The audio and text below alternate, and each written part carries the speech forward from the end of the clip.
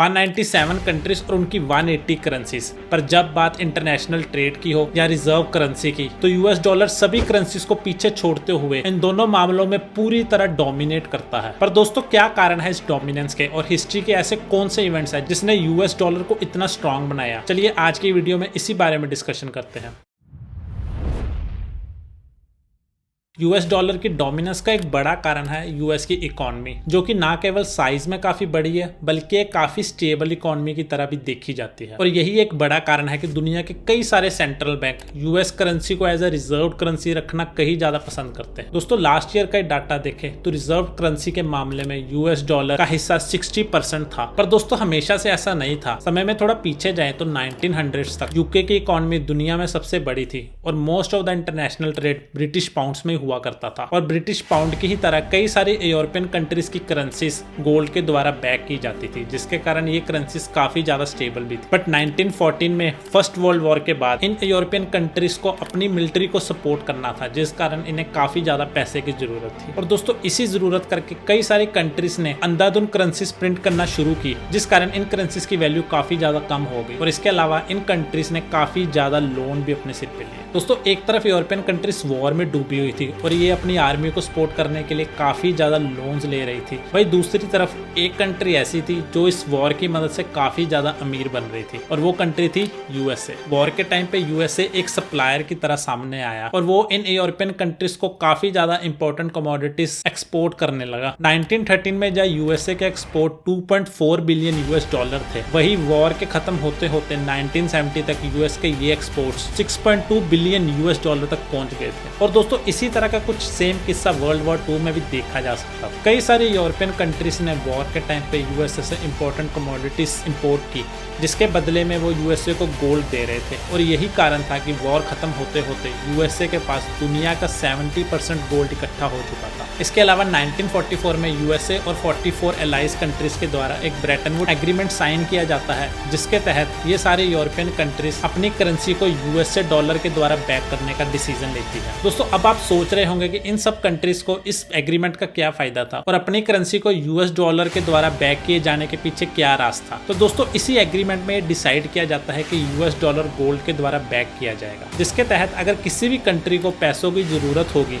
तो वो US dollar दे के यूएसए से उसके बदले गोल्ड ले सकता है। पर इस सब का कई कंट्रीज को काफी ज्यादा फायदा था। यूएस डॉलर की मदद से वो दूसरी कंट्री से ट्रेड कर सकती थी और यूएस डॉलर को गोल्ड के मुकाबले संभालना भी काफी आसान था।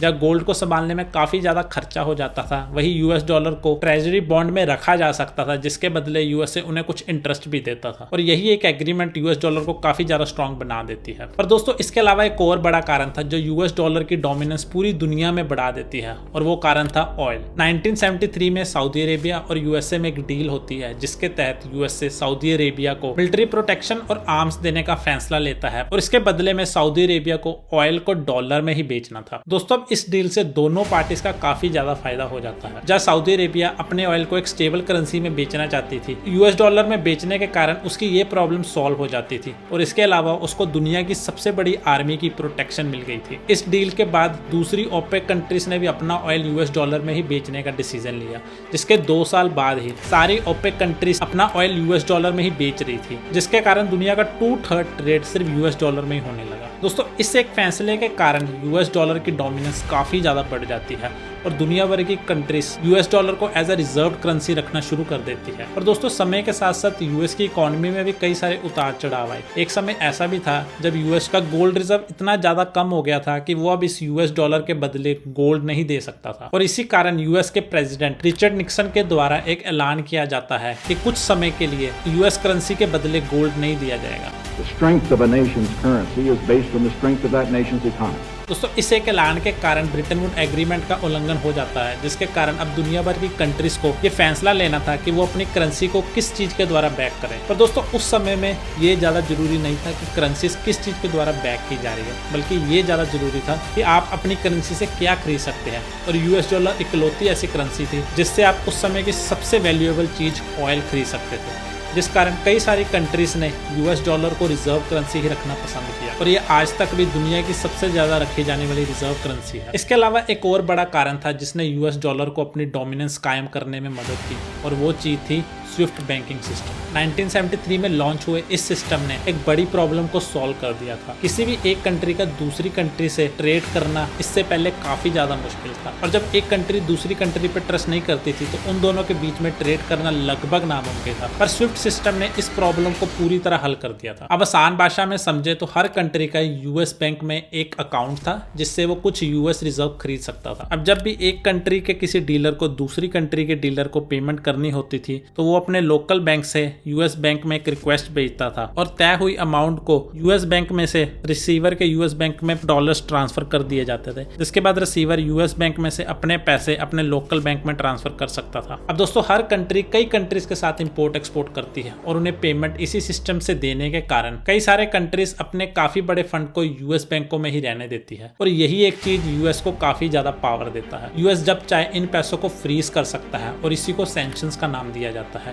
यूएस अगर किसी कंट्री के फंड्स को फ्रीज कर दे तो वो कंट्री दूसरी कंट्रीज को पेमेंट नहीं कर पाती और इसी एक चीज के कारण पिछले कई सालों में यूएसए के द्वारा लगाए गए सैंक्शंस के कारण कई सारे कंट्रीज का इंपोर्ट एक्सपोर्ट लगभग खत्म हो गया था और इस कारण इन कंट्रीज की इकोनॉमी बुरी तरह हिट हुई थी। बट पिछले कुछ सालों में इंडिया समेत कई सारी कंट्रीज ने ये कोशिश की है कि वो यूएस डॉलर पर अपनी जरूरत को कम करें। यूएस के द्वारा डिस्क्रिमिनेटरी पॉलिसीज और उनके सैंक्शंस के डर से कई सारे कंट्रीज ने प्रयास किया है कि वो यूएस डॉलर पर अपनी निर्भरता को कम कर सके। और दोस्तों ये सब इतना आसान भी नहीं है। चाइना के द्वारा cross border interbank payment system बनाया गया था जिसे CIPS भी कहा जाता है, जो स्विफ्ट का ही एक कॉम्पिटिटर है। इसकी मदद से चाइना सऊदी अरेबिया को ऑयल के बदले कुछ पैसे अपनी लोकल करेंसी युआन में भी दे रहा है। पर दोस्तों ये सब करना चाइना के लिए फिर भी आसान है क्योंकि चाइना एक काफी बड़ा एक्सपोर्टर है और सऊदी अरेबिया इन युआन की मदद से चाइना से इंपोर्ट्स कर सकता है। पर ये सब इंडिया के लिए काफी ज्यादा मुश्किल हो जाता है। पिछले कुछ समय से आपने सुना होगा कि रशिया इंडिया की ऑयल डील में भी कुछ मुश्किलें आई हैं